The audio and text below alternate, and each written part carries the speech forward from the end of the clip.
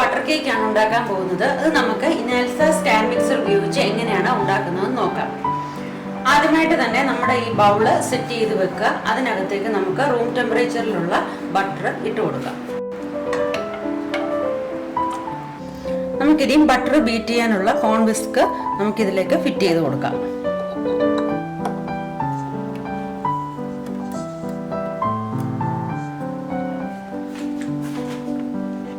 ഇനി നമുക്കിത് പതുക്കെ ക്ലോസ് ചെയ്യാം.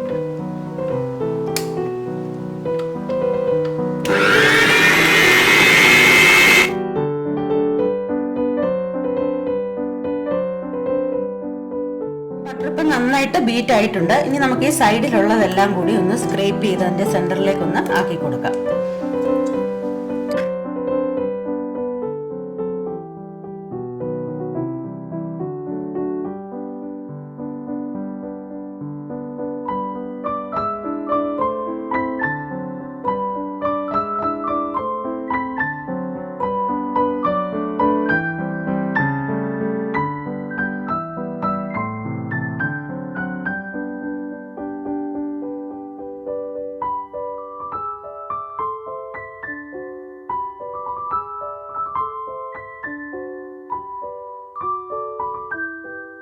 നമ്മുടെ എഗ് ഷുഗർ മിക്സ് നല്ല ഫ്ലഫി ആയിട്ട് വന്നിട്ടുണ്ട്.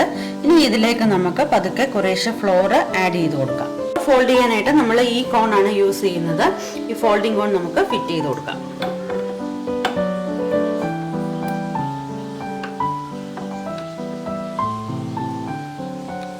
ഫ്ലോർ യൂസ് ചെയ്യുമ്പോൾ നമ്മൾ 1 to 6 സ്പീഡിനകത്തുള്ളത് മാത്രം നമ്മൾ ഉപയോഗിച്ചാൽ മതി. അധികം സ്പീഡിൽ ഉപയോഗിക്കണ്ട.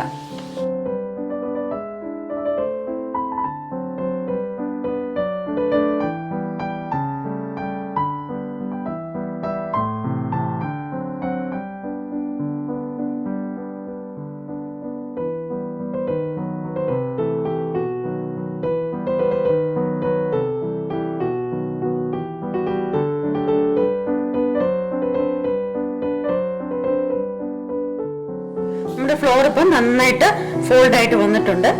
കേക്ക് ബാറ്റർ നല്ല ടെക്സ്ചറിൽ തന്നെ ആയി വന്നിട്ടുണ്ട്. കേക്ക് ബാറ്റർ ഇനി നമുക്ക് ബേക്കിംഗ് ട്രേയിലേക്ക് ഒഴിച്ചു കൊടുക്കാം.